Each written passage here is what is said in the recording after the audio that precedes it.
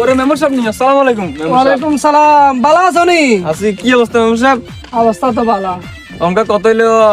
সারা বছর তো মানে প্রতি বছরের টানে মানে ইফতার পার্টি কেন দেন? আল্লাহ দিলে কত বছর করছিলেন, কত বড় করি ও কত হইলে বছর কোনো খোঁজ খবর নাই, বুঝলাম না কিছু।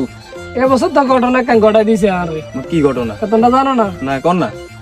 এ হারামজাদা ওখানে নতুন কমিটি গঠন করছে, এগুলো আরে কয় না। ও আচ্ছা, চান তো মসজিদের কমিটি আছিল, ওই কত কিনে দিতাম দা।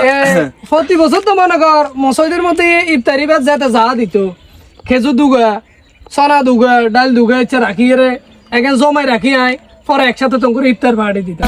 জমাই রাখি মানে বুঝলাম না কিছু। জমাই রাখি মানে বাড়িতে নিয়ে রাখতে পারে, হ্যাঁ কান দিতাম করে ইফতার পার্টি দিতাম। মসজিদের কানা না বাইত কিলে নেন। আরে এখন ঘটনা তো গড়ে গেছে হিয়ে নেই, ঘটনা ঘটে গেছে এগুলো তো এক নম্বরে আর কমিটি তো বাদ দিয়ে দিছে। দ্বিতীয়ত এগুলো যে আমি একজন মসজিদ কমিটির দায়িত্বে আছি, তুমি মানো?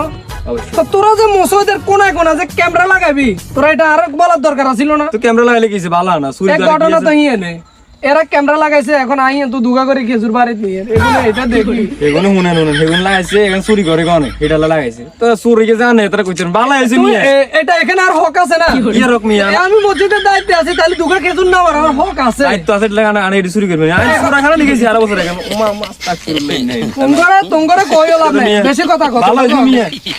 কাল্লাই কাল্লাই করছি এখন তোমরা সারা বছর নিয়ে আড়ি আড়ি করো শেষ, আমি বালা করে চেক করে মিয়া খুশি হয়েছি।